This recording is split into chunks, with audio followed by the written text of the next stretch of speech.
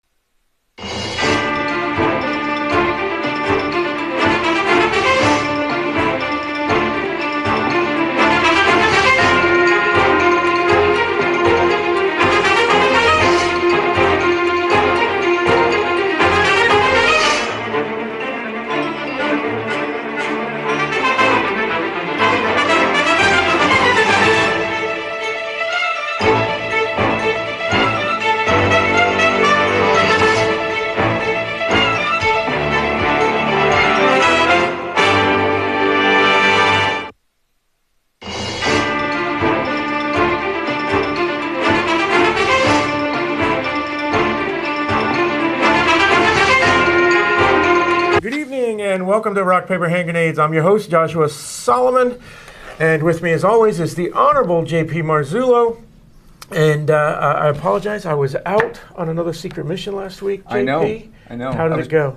I think it went well. It was really interesting. We had Fred Bermonti on, and he talked about the way he would like to see education go. A very interesting show, and I'd have to agree with 90% of what he said. Yeah. I watched the whole show. It was a good show. Yeah, thank you. Even without you. It always good. I don't know. You get nervous of doing the show without me, and I don't know why. Because I'm afraid that when I can't remember something, you usually can, and vice versa. So it works both ways. Yeah, so I figured I would stall, but I didn't do this tonight. But my memory's going too, I'm pal. going to bring a book with me to write notes in, so that I don't interrupt anybody and that I can remember. But yeah, I think we had a good show. You had a good time at the secret mission, I guess, huh? Yeah, I went down to Fort Worth and inspected the stockyards down at the rodeo. Oh yeah! Oh, what a fabulous place that was! I love going to Texas, and I go to a different place in Texas every time I go. And we had some friends down in Fort Worth that we stayed with, and they're from New Hampshire, but they moved down there for work and whatnot, and have been down there for 15 years or so. Oh, wow. And but they never got into the Texas lifestyle. Oh, so really? we dragged them into it. We took them to the rodeo. And, so did you come back with a new hat or new boots or neither? Or both? I do have a new hat. Yeah. I figured as much.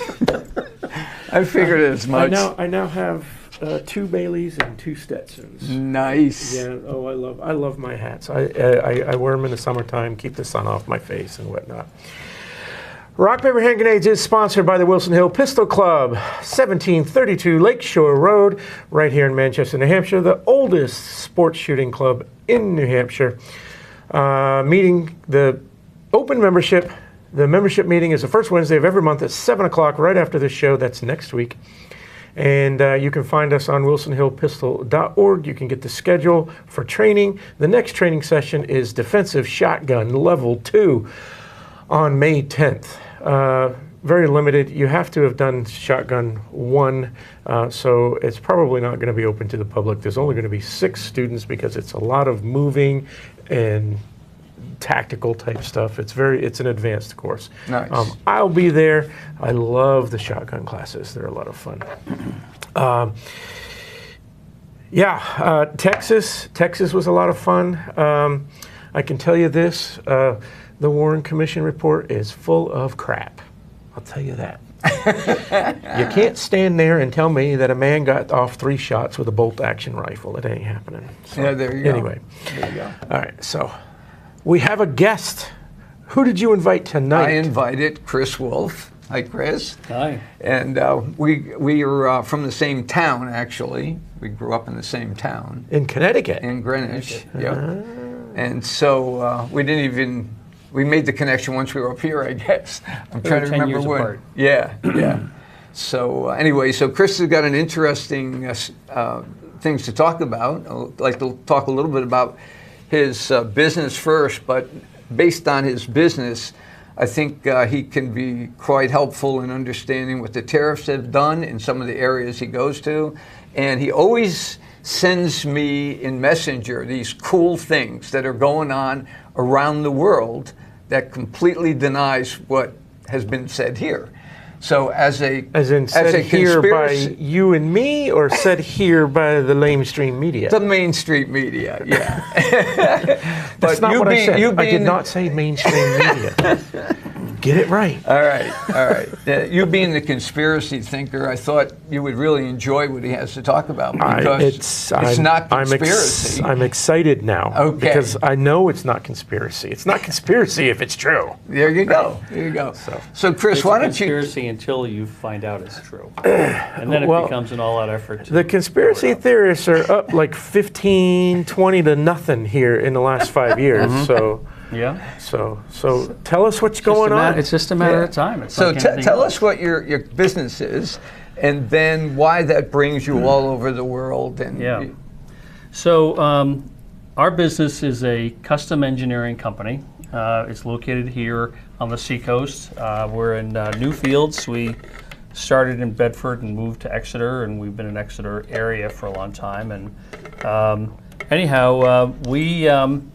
we custom design products for people. In some instances, it may be a component or something like that of a higher level of assembly, or more inside. In other instances, we meet with clients and we talk about what it is that they want to achieve, and in a number of instances, we've taken it to the point where we've been very inventive to the level that we have about a dozen patents that we've been awarded over the years. We've been in business for 33, 34 years this summer, and so basically, we start out designing products for people, and then everything we design, we manufacture. So when you say you design, so folks come to you with an idea. They already know what they want. They've invented this thing. They just need it designed for mass manufacture. Do you do the manufacture? What? Yeah. When you say you design for people, they've already got something in mind, right? So people can come with different things. So beforehand, we were talking. JP and I were talking. In the early stages of our company, we were very much involved with the development of mobile phones. Okay. And I was involved with a team that helped Motorola create the first flip phone. So you think about the flip phone and so I forth. think I owned it. I think I still have one. Yeah, I'm sure. That's my burner phone, actually. Yeah, I'm sure there's something. You find something somewhere. But So as someone who has invented those things, when you see all these movies where people just take that flip phone and just break it in half, does that just break your heart? Like, no, that's my invention. And they're just breaking these things by the dozen. yeah, not really. But it's kind of funny because in order to be able to, the qualification testing that goes into designing a phone so it'll survive, is significant. And your capacity to open a phone and go like this, you'd have to be like the guy that plays Reacher.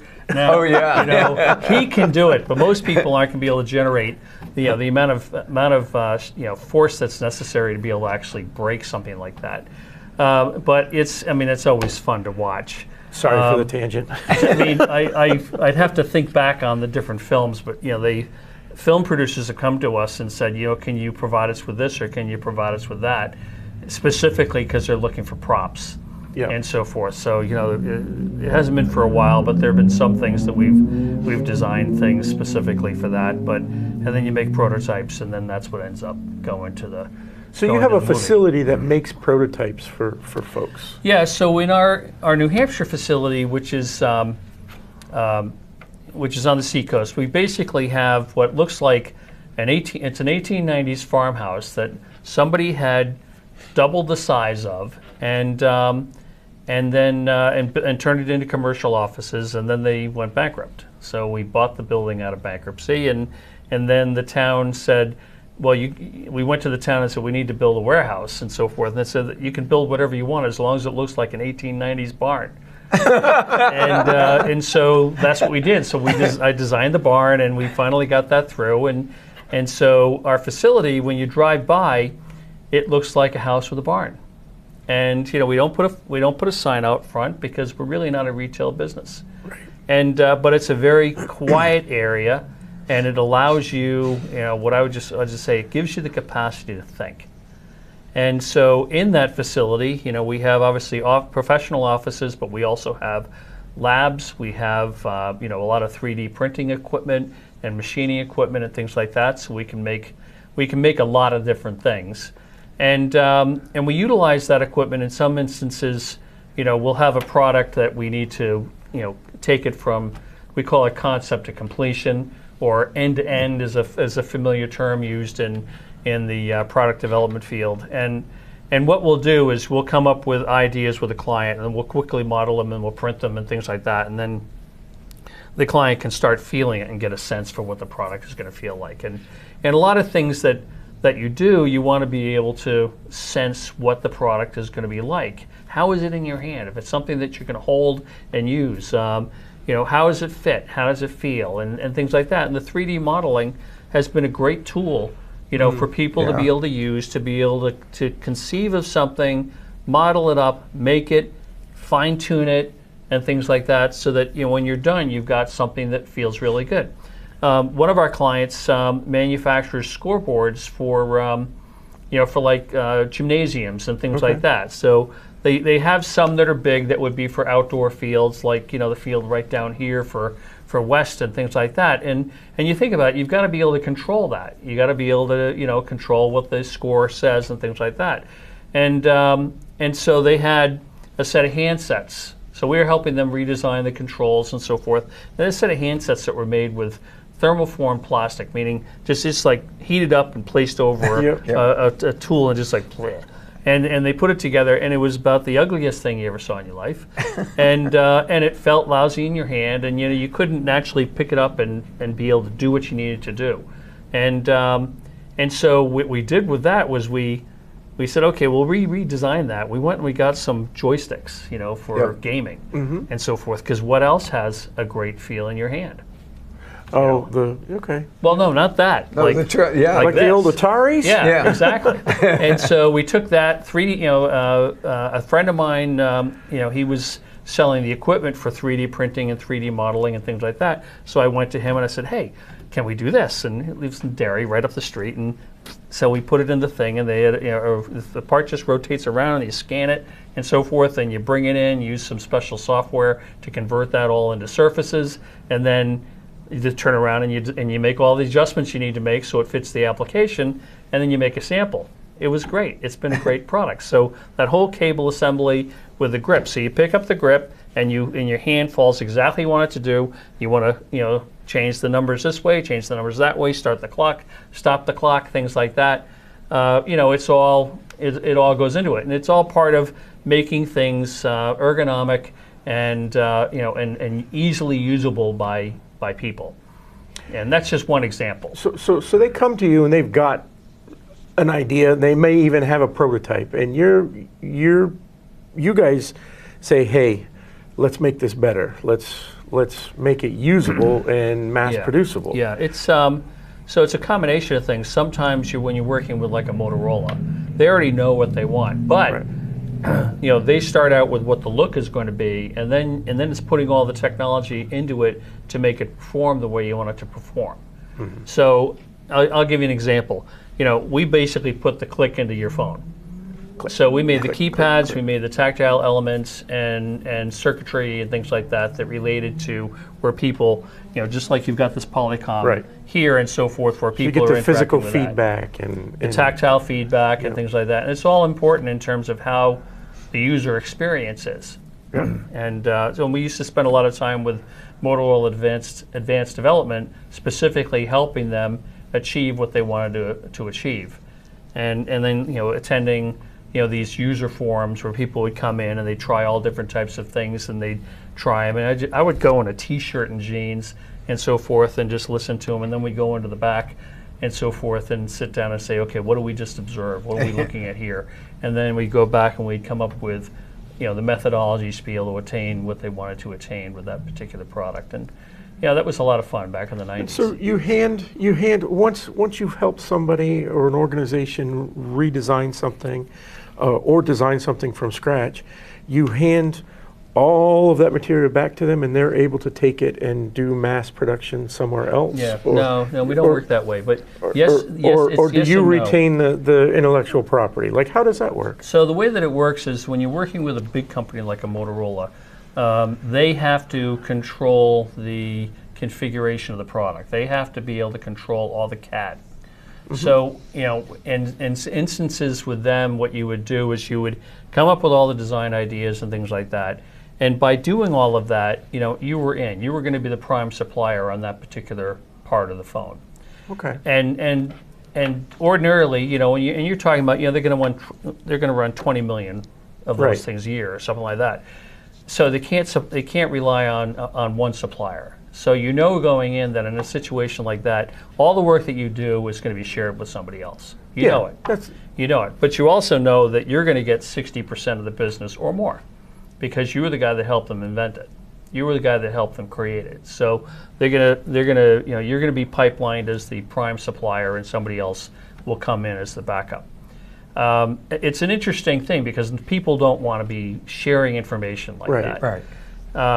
We were at one meeting and there were 3 suppliers, and and 2 of the suppliers don't want to talk and things like that, and so the head of purchasing just turns to me and he goes, I'm going to leave the room for about 10 minutes, Chris. Why don't you explain to them how things really work? and I explained to him, I said, at the end of this meeting, there's going to be 2 suppliers. I'm one of them. So it's between you 2 guys. So you 2 guys can either play nice and get involved and listen and contribute, or not. But you're invited here, so you know that you're going to be one of you is going to be involved with the program. And it was an interesting conversation. But anyway, at the end of the day, we were the principal on that particular product, and then another guy who was, I actually met him at the airport. We shared a ride together and stuff like that. He ended up getting the other side.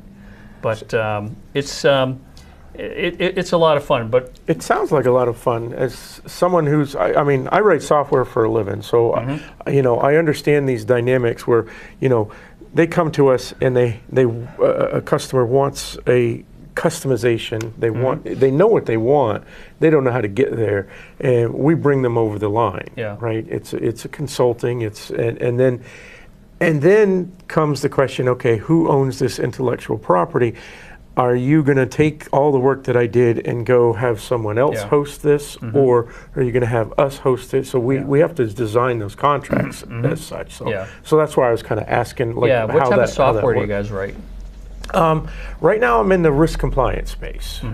So we design. We have a platform. We host a platform that a lot of companies use. A lot of big names. I'm not going to name any of the names, but if I said them, you'd go, "Oh my Lord!" That have risk issues. We have the GDPR stuff going on in the EU, where information has to be pigeonholed here and secure. Well, risk compliance is an ongoing auditing type thing, especially with defense contractors and things like that, where you need to be able to tell an auditor, okay, here's my list of users and here's all the people that have access to these things, right? And you need to be able to generate that report. And so our product is a platform that allows you to monitor everything automatically with hooks that go out and grab information from that system and grab information and have real-time reports so that you don't have to worry about this every 6-month audit. And okay, now I got to take 2 weeks and gather all this data. All the data is gathered live and is available instantaneously. So it's risk compliance. And so a lot of government contracts, a lot of defense contracts, things like that.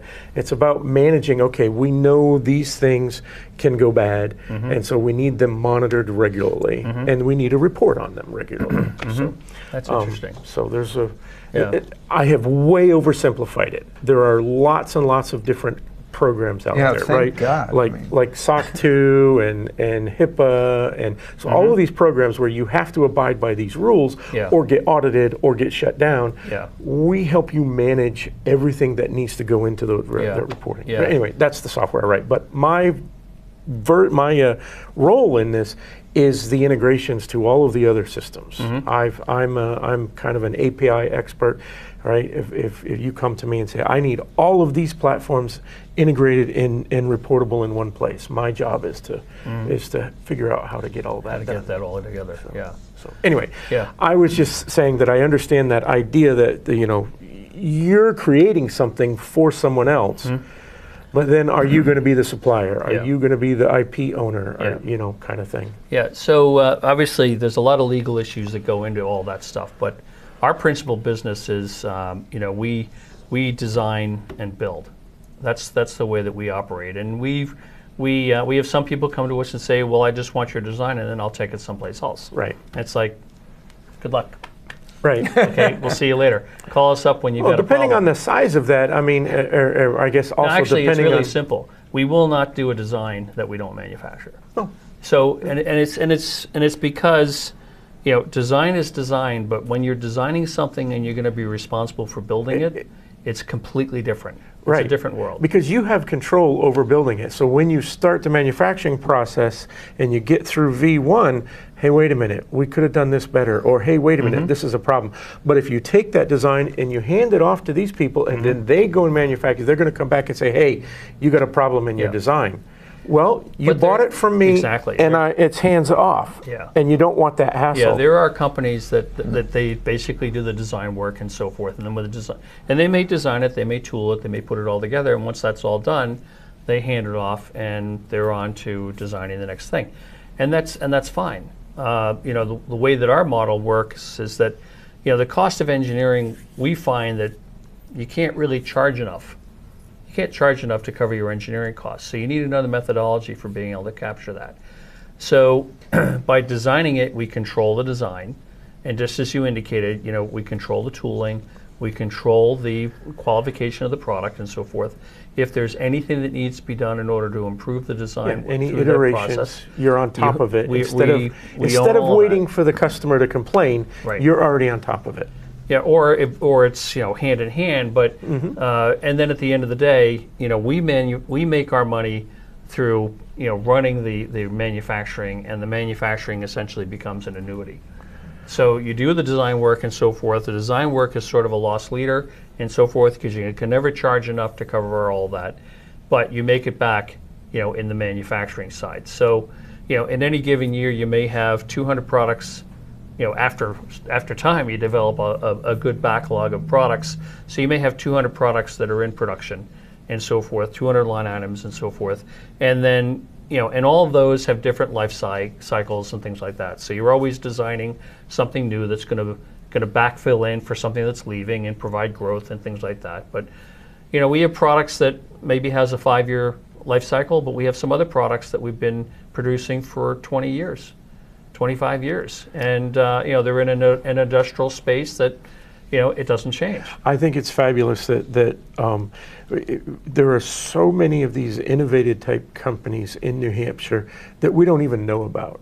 Like, folks don't realize that they live in a leader in innovation in manufacturing, electronics, software. All of these things exist here in New Hampshire, and I don't think people think of that when they think of New Hampshire. We have a very, very I'll just say. There's a couple of them. Like Dean came in and whatnot. Yeah. But there's a ton of folks like you. Yeah, but people like Dean need suppliers. Right. You think about he invented the auto syringe, and that was manufactured in Hooksett. There's the tennis club is there now, and so forth. But that's where he started, and obviously he now controls all this, and he's into the anatomic work and things like that he's got going on. So he just has so many different areas that he's involved with. But you think about all the spin-offs that come from that. You know, so they're talking about, you know, the work that they do for people who are handicapped and things like that. So whether it's the you know, it's the wheelchairs that can stand up, climb stairs, things like that, or prosthetics and so forth that they're working on. And then there are companies right here in Manchester that provide, you know, custom prosthetics and so forth. And so there's a lot of support industries that exist simply to support the things that, you know, a man with that level of We're of talking thinking. about Dean King. We're talking about Dean Yes, and the things right. the things that he has done. I'm just and saying the that results that's have one of come. the that's like one of the foremost names you think about innovative manufacturing taking place here in New Hampshire. But then there's companies like yours that exist, but they're just way under the radar, but still successful and very influential as far as technology goes in the world, right?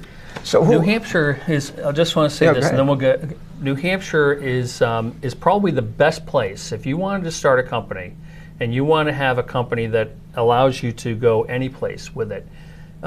New Hampshire is probably the best place to do it. You know, it's the cost to set up a company in New Hampshire is very low. The cost to continue your company in New Hampshire is very low. The tax rate in New Hampshire, you know, even though we've got, you know, the different types of taxes and so forth that you have, it's still compared to if you go south into Massachusetts, you're going to get hammered with taxes that That's you an can't unfair even conceive. comparison because Massachusetts is but one it's- of the but it's leaders right in there, the but- country. But you think about people. yeah. Let's say you went to university in Boston and so forth, and then you get out of there and you come up to New Hampshire with your idea. You can develop your idea in New Hampshire for so much less money, and so forth. So your cost of capital getting in is low, and so forth. Your cost of operations are low. You know, it's really it's a fantastic place to be. You know, and you know, in our business, you know, we're located here, but we have clients in, I like to say it's, you know, it's 25, 26 different countries, okay, on 4 different continents and so forth. And, you know, like I said, it's about 250 different clients in total. But, you know, you just have so many things that are going on in so many different countries. But the fact of the matter is that you can do it so easily here in New Hampshire. And if you as, let's say, the company owner, go to your clients, your family has an opportunity to live in a place which is a fabulous place. You know, when we moved to New Hampshire, you know, JP remembers growing up in the Metro New York area in the 60s and 70s. And New Hampshire is so much like that. When we moved here in the 80s and so forth, it just was, you had a great environment, a great living environment, but you were surrounded by other intelligent people. I mean, the state is very, very good for having, you know, smart people come here, you know, because they see the same thing. They see an opportunity to have a business and an opportunity to keep your money. And then you meet more people and you find out that there's all these different people out here that are all doing all these interesting things, and they do them all over the place, but they choose to live here because it's a safe place for your family, good education, great environment. What more could you ask for? Yeah. Yeah. So my question was going to be, some of your clients, what countries do you have business in? I know Asia is a big area that you've sort of been connected with, and I believe that you said you kind of got on the China thing before Nixon, before he opened it up, or at least I believe that's what I read. But I'm just kind of curious. I want our viewers to know why you put so many miles on. What kinds of things do you do for other countries that you can tell us about? Yeah. So our principal markets are the eastern half of the United States, in terms of where our clients are. Okay. And so development clients, eastern half of the United States and Europe. And we cover most of Europe, right like to Turkey and so forth, in terms of engineering companies and so forth that we work with in terms of developing products. We tried going to California, but you know, California is too close to. It's too close. Sacramento. It's too close to Sacramento.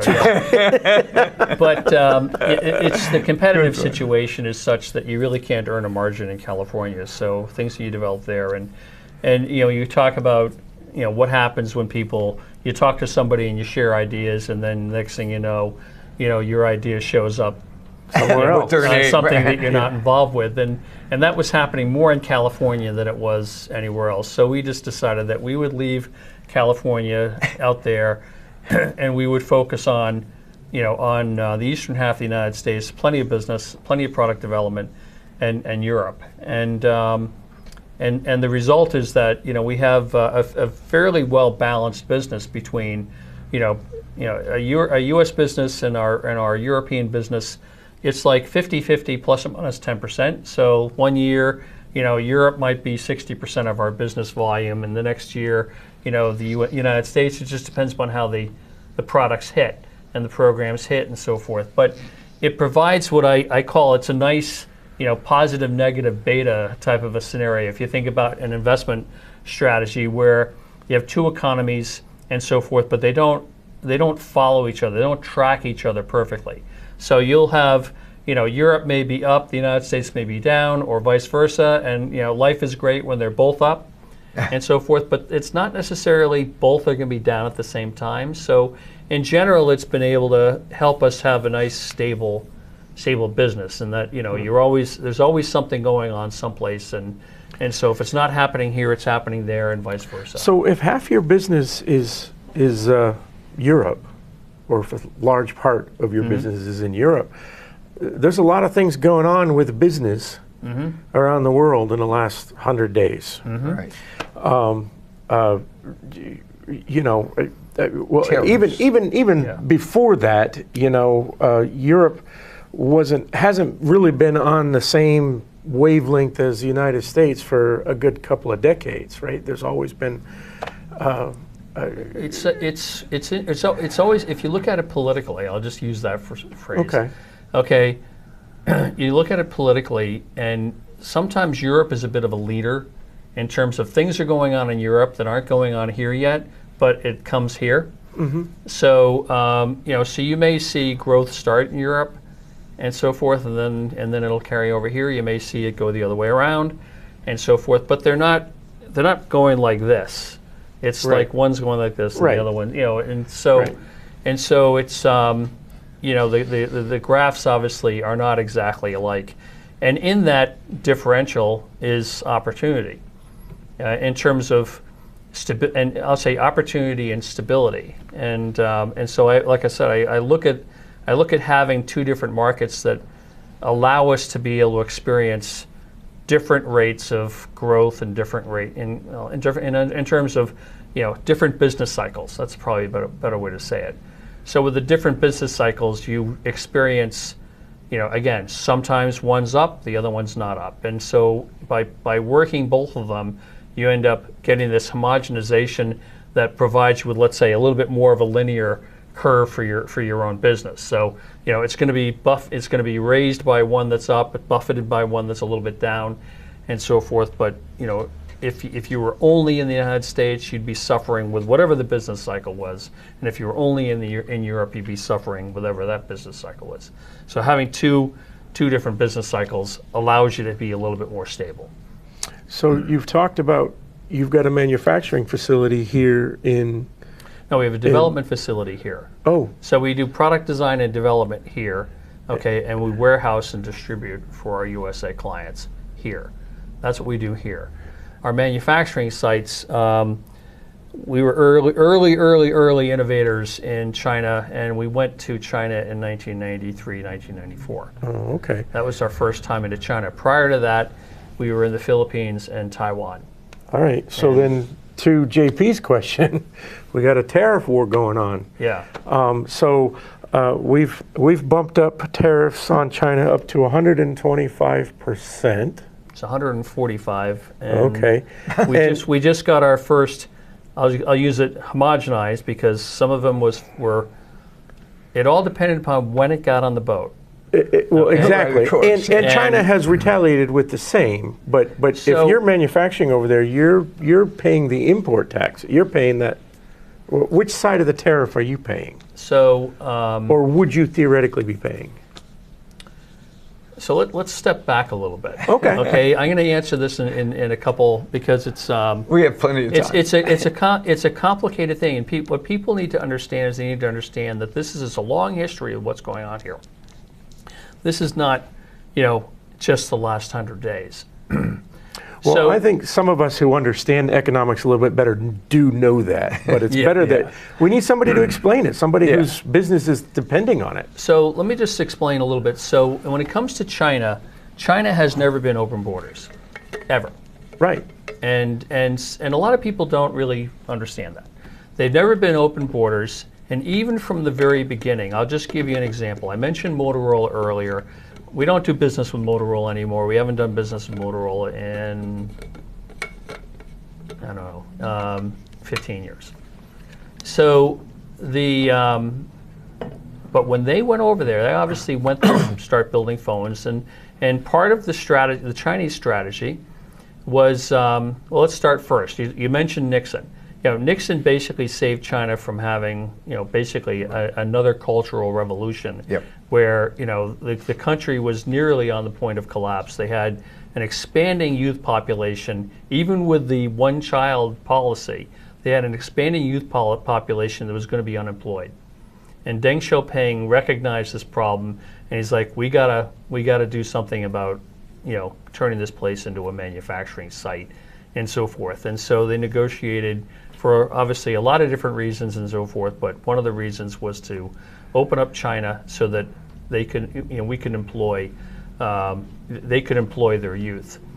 What that allowed us to do when things really started opening up in the 80s and so forth was it allowed us to import deflation.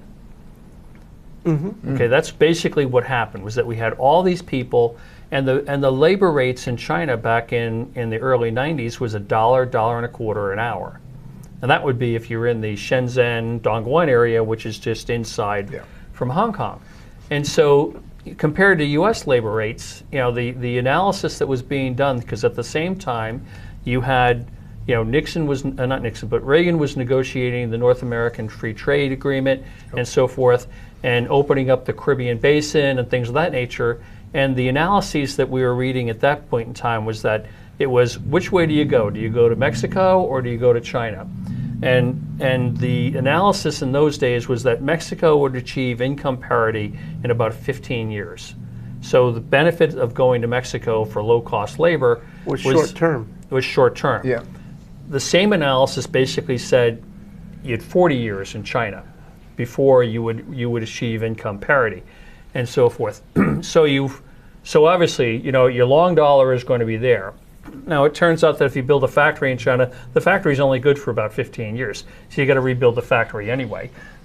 But Well, any factory that's manufacturing stuff, you've got to retool anyway. I mean, yeah, and I'm not talking about the buildings themselves that last more than No, 15 I understand that. But in any case, any manufacturing facility has got to completely retool for updated, newer technology, right? sure. So I mean, you've got that expense of almost having to completely rebuild it anyway, periodically. Yeah, there's a lot of things over there that aren't great, and building construction is one of them. They don't have building codes? Well, it's let's just say you may have that codes, Chinese but then there's city that was like construction within quality. that one square block, that gigantic?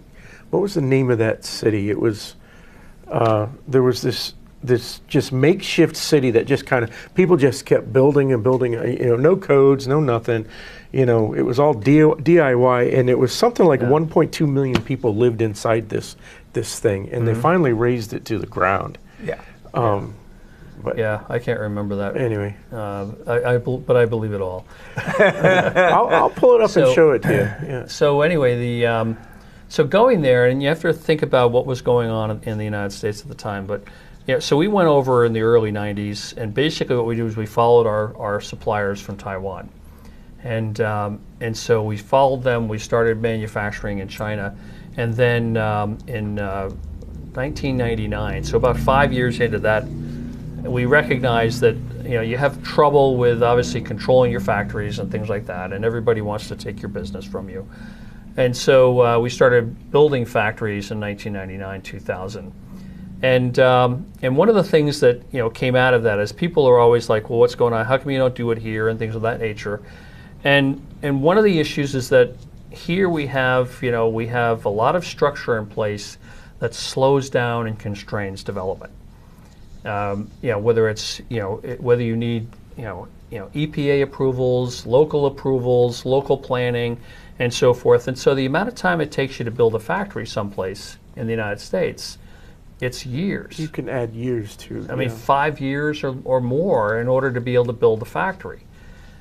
Over there, you go and you talk to the mayor, and he says, "Oh, we have a plot right here," and so forth. And you sign the contract, and they start breaking ground a week or two later, and so forth. You file the documents for the type of factory you want. Back in those days, you can only build a factory to do one technology. So if you had multiple technologies, you needed to build multiple factories. And that was their strategy to A, have a robust building economy, but B, obviously they wanted to be able to get more people into factories and jobs and things of that nature. So, if you think about it from their perspective, you get it. You understand what they're trying to do. They're trying to, employ a population. And so, so basically you'd start the process, and 9 months later, you'd be up and running. Wow. You'd be turn the switch and all, and you're in business. And that's what it was like. And I used to be on the planning board in Derry, and I just remember going there and just sitting back and joking in the back of the car while you're riding around, seeing everything that's going on, and so forth, and just shaking your head, going, "You would never get this through the planning board, ever." But it's indicative. It's demonstrative of what the situation was. They were intent on building a country and building an industrial country, and they let it happen. And here in the United States, we wouldn't. And so people would have a business decision to make, make or buy. You'd say, "I still want to make." You'd go over there and you put your money down and you'd build a factory. And I mean, to be honest with you, the first factory that we built it, tooled it, and we're up and running and in production in 9 months, and it was $1 million investment. To do the same thing here in the United States would have been $4 or $5 million. At 5 or 6 years. Yeah, I was At just 5 gonna or say, 6 years. Exactly. So the whole business environment could be completely different by the time you finish the process and actually get the factory built. So you can understand why people went there. It was so much easier. And you're getting all the benefits of low-cost labor and things like that. And in many instances, a lot of the jobs are jobs that people in the United States don't want. I mean, if you're talking about, I'll just give you an example. That keypad right there is a compression molded product. Mm-hmm. Okay? The tool is exposed to you like this. It's hot. Okay, that tool is going to be 190 degrees and so forth, and you're going to be loading material into that tool by hand, taking parts off by hand, and so forth. So the touch labor that's involved is touch labor that here people don't want to do. Huh. And then there's a whole bunch of other processes and things like that that go into it, but at the end of the day, you off-shifted a lot of things that we didn't want to do anymore, at least our politicians said we didn't want to do anymore. Yeah.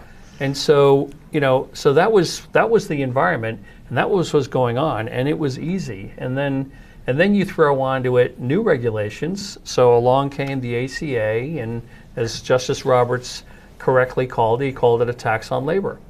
That accelerated finished product manufacturing out of the United States. And we saw it because we saw a lot of our clients that we were supplying components to basically move all their production overseas. And so for the existing product that you're making right now, that gets moved over and you sell it to the factory that's now building the product. But the next generation is gone. The next generation's developed there and it's tooled there. And so, our business of designing products for people and so forth changes completely as a result of that. But that all happened, that big shift happened, basically 2010, 2011. It was a quantum shift in the movement of finished product manufacturing out of the United States and over to China. And that's where we lost control of our IP. Now Oh, wow. that time frame sounds familiar.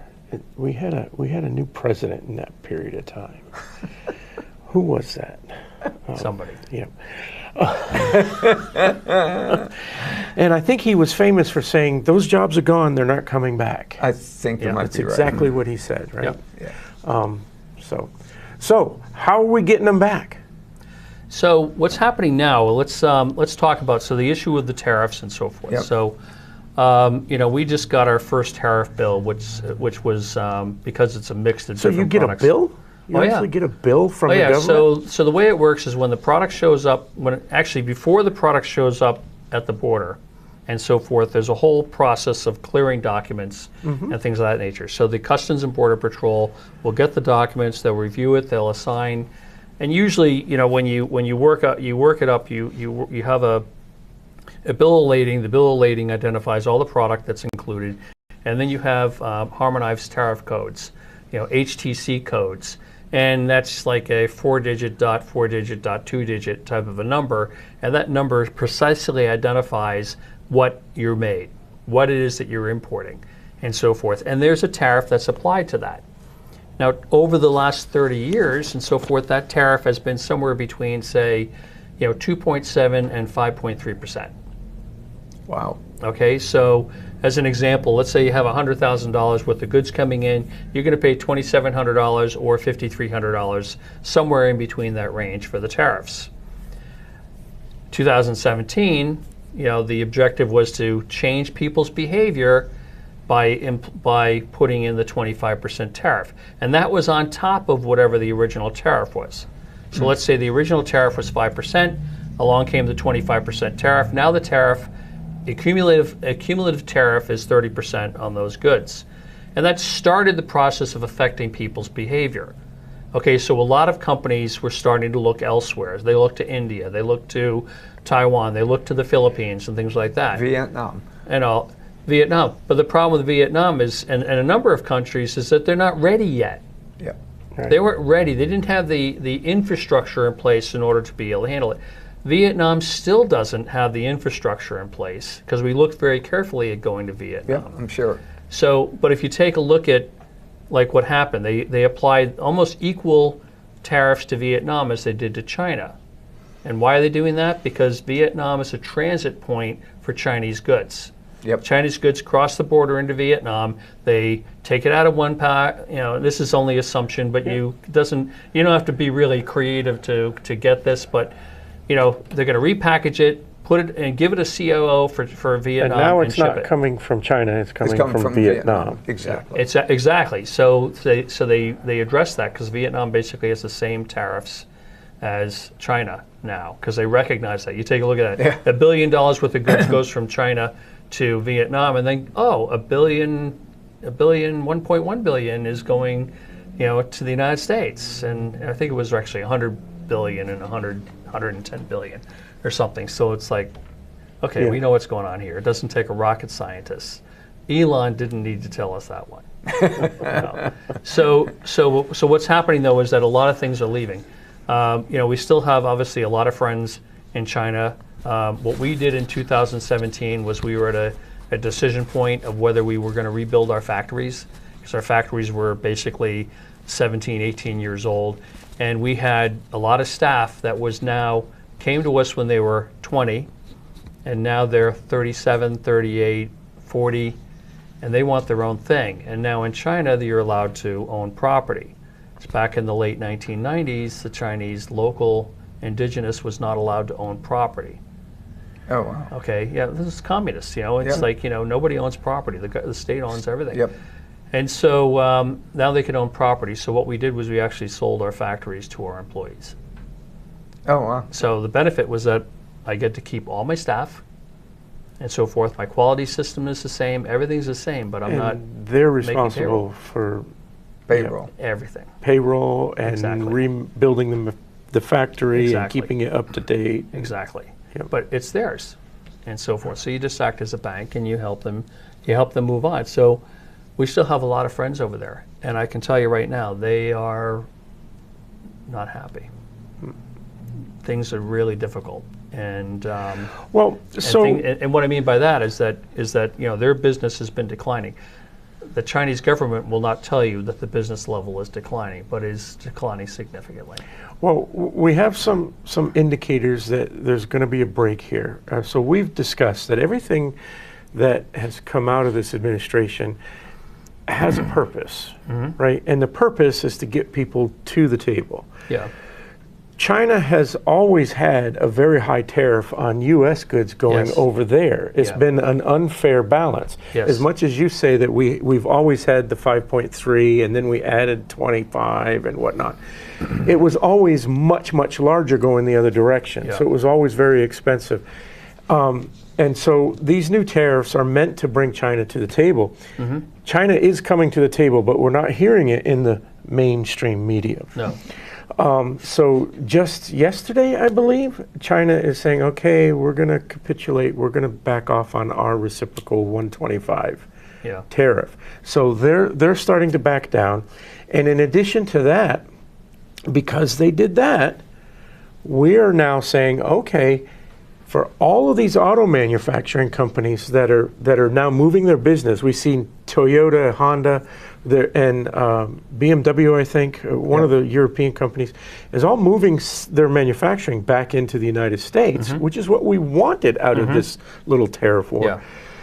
But these finished product factories, they're still buying parts from overseas. Yes. And so just yesterday we announced that we're going to ease all of the tariffs on the parts Yep. that these auto manufacturers. Yeah.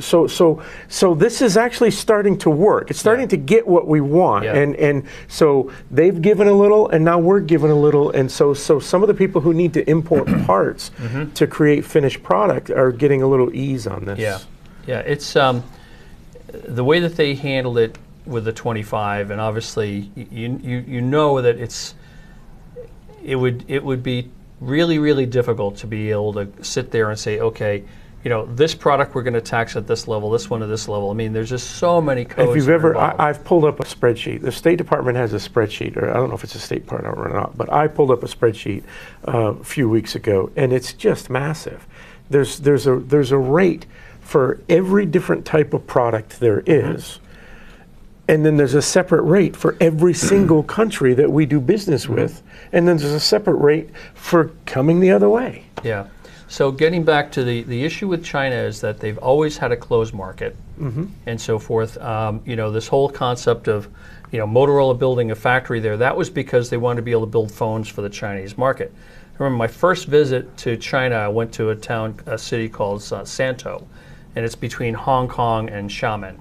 And I remember, you know, sitting in the car and so forth, and I go to my friend, you know, Richard, I says, everyone's got a cell phone. I thought this was a communist country. And he goes, oh, no. He goes, if you want a wired phone, you have to go down to the government office, apply for a wired phone, and wait 6 months. Or you can go to the store and you can have your phone in half an hour. And it's because obviously, you know, they weren't hanging copper. You know, we have copper on the poles here. Yeah. Why put all that copper in? Now, that's a lot of extra money. So now you've got all the technologies to communicate through the air. So that's what they do. Is you just get you know, you're starting your country. They really and you're had a using good the latest plan technology. here. They've enticed manufacturing to come over there, Yeah.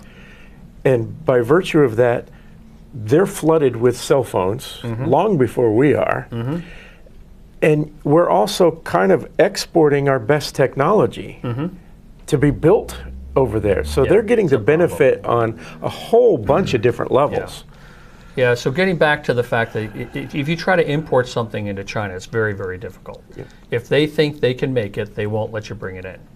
Even though, you know, you've got a spec here that says, you know, this is, you know, we're trying to build a product, it's got a particular component which is not available in China and so forth. It's very, very difficult to be able to get that component into China to put that into the product. It's not easy. And so when people act like, you know, doing business with China is easy, it's like, really? Have you ever done it? Have you ever tried?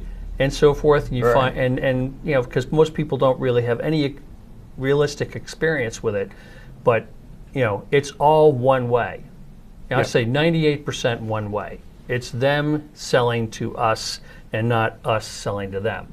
Right. Now, I remember Dan Quayle, his son, you remember Dan Quayle? His son was the head of American Standard in China. So he was selling American toilets and so forth, and that only lasted until they figured out how to make toilets themselves and so forth. It didn't last a long time, but mostly they were selling product that would eventually end up in westernized hotels and things like that. Because, if you're a Western businessman, you show up and you go into a hotel room and it's got a Western style, facilities and so forth, you'll be more comfortable. Right. Yeah.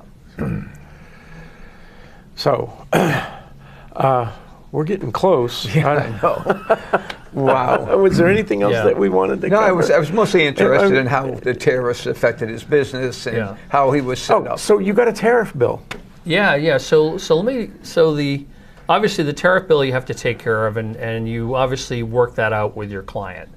But the real thing with the tariffs is that, people obviously saying, nobody's coming to the table. Well, I was in London. We were talking about this. Yep. I was in London a couple weeks ago, and I stay at one of the one of the clubs in the city. So I'm a member of a club here, and they have reciprocal with other clubs. So I stay at a club, the East India Club in St. James, which is right off of Pall Mall. It's a beautiful place to be, but when you go to the restaurant and so forth for breakfast, you have to wear a jacket, you have to wear a tie, and you can't have your cell phone out. So what are you going to do? You're sitting by yourself having breakfast. So I grab the paper and I'm reading the paper, and I'm a couple pages in, and there, sort of hidden on the inside and so forth, was an article, and the title was MPs ask Prime Minister for rights to review the tariff agreement before it's implemented. It didn't say all those words. That's basically what led you into it. So I started to read that, and then I went to page 17, and it wasn't there. So then I went back to the room. I had to read the whole article. And in the United States, the media is saying no one's coming to the table. Everyone's fighting this. The president has completely failed in his strategy. And yet I'm reading an article that obviously the members of Parliament know all about it. They know that the government is engaged in negotiating actually, they've been waiting to negotiate a treaty since they left the EU and so forth, and they know this is all happening. And so you read that, and obviously you see what's going on, and then you listen to other signals and so forth. But what came out of the article, and it'd be interesting, because I'm waiting for next week or the week after the cards should start laying on the table. Yep. But in this article, it said the UK wanted to have the first deal. And they said you can't have the first deal. The first deal is going to be with the four major economies in Asia. It's obviously China, Japan, South Korea, and India. Well, they're going to close up a deal, and the first one they'll announce, based on what this article said, was Japan, South Korea, India. And that's basically isolates China. And then the next one was that the UK and Europe was going to go as the second tranche, and then all the other, not quite as large economies in Southeast Asia and so forth, we're gonna go. So it was interesting to read that, because your mind tells you something like this is what's going to happen, and then you have to read it someplace else, right? You're in not order getting to see that this is really what's happening. And that just underscores what we've been talking about for years, is that we're not getting the full story from our media. They're not doing the journalism. They are deliberately suppressing certain things because they don't want to admit the success of a conservative candidate anywhere. Yep. And we've been saying it, and that people are going to come to the table, but we're not going to hear about it, and we're not going to hear about it unless we're looking at the resources that WMUR is not talking about. No, I just guess keep the those lights- articles coming, because I really do love what I'm hearing, and I think it's important. Yeah. Yeah, and we've always been told that it's a long road, right? And any of us who are critical thinkers know that it's a long road, that things are going to happen, there's going to be pressure for a period of time, and then things are going to start working out, right? You can't expect a new president to come in and in 100 days fix everything in his campaign promise. The reason he's got 4 years is because some of these things are long-term projects. And the fact that we've gotten so far, so fast, is incredible. But then you've got these naysayers, oh, the first 100 days and he hasn't delivered on this, and we're still feeling this, and inflation hasn't gone down, and the prices of eggs hasn't gone down. It's just just insane Yeah. that anything happens inside of 100 days. I mean, if you needed to file a lawsuit here in New Hampshire, you're not getting in a courtroom in the first 100 days. It's going to take you 3 months before you're standing before a judge. At least. Right? Yeah. Everything takes time. But we live in this world where everybody wants instant gratification. You have the sum total of knowledge of human history in your hand. You can look up any fact for the last 6,000 years right here in your phone instantaneously. Everybody wants instant answers. And people forget that that's not the way the world works. And that's not the way it's ever worked. Anything that changes the economy fundamentally, which is what we're trying to do,